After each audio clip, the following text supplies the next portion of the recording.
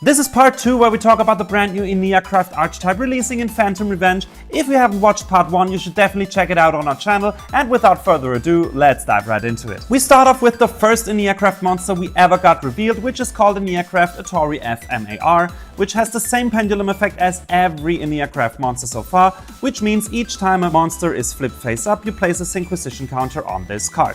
Also, at the end of the battle phase, if you have an Enneacraft card in your other pendulum zone, you can target a monster your opponent controls with lower attack than this card and destroy it. And now this second effect is also shared by all the other animal-like Enneacraft monsters. Now as a monster, it also has the same first monster effect that every Enneacraft monster so far has, which means you can reveal this card in your hand, special summon a monster from your hand in face-down defense position, and you can special summon for the rest of this turn except in face-down defense position. Also, when your opponent activates a card or effect on the field during your turn, quick effect, you can change this set card to face-up defense position, negate the activation, and if you do, destroy that card.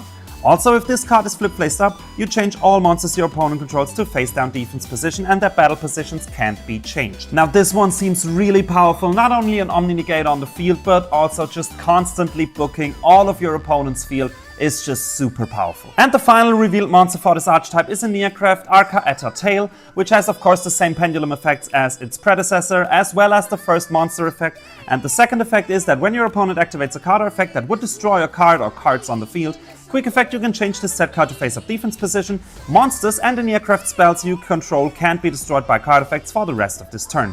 Also, each time a monster is sent to your opponent's graveyard while you control this monster flipped face up, you inflict 900 points of damage to them. Next up, we talk about the field spell of the archetype, which is called Enneapolis, the Synquisition City. This card is always treated as an Enneacraft card, and you can only use the first two effects of this card's name once per turn. You can target any number of Enneacraft pendulum cards you control and return them to the hand. Also, if an Enneacraft pendulum monster or monsters you control is flipped face up during the main phase, you can return to the hand or place on your pendulum zone one of them. And also, once per turn during the end phase, remove all Synquisition counters from cards you control, and if you do, inflict 900 points of damage to your opponent for each. So now we finally know what all the Synquisition counters are for. You burn your opponent with this deck, and of course this field spell also recycles and changes the position of your Enneacraft monsters. Seems pretty powerful to me. And the final Enneacraft card is called Enneacraft Release, which is a hard once per turn and has the effect that you can place an Enneacraft pendulum monster from your deck in your pendulum zone, and if this card is in your graveyard except the turn it was sent there, you can banish it to add a face-up Enneacraft monster from your extra deck to your hand. So what do you think about the Enneacraft archetype, and are you hyped for it? Definitely let me know in the comments, and don't forget to like and subscribe.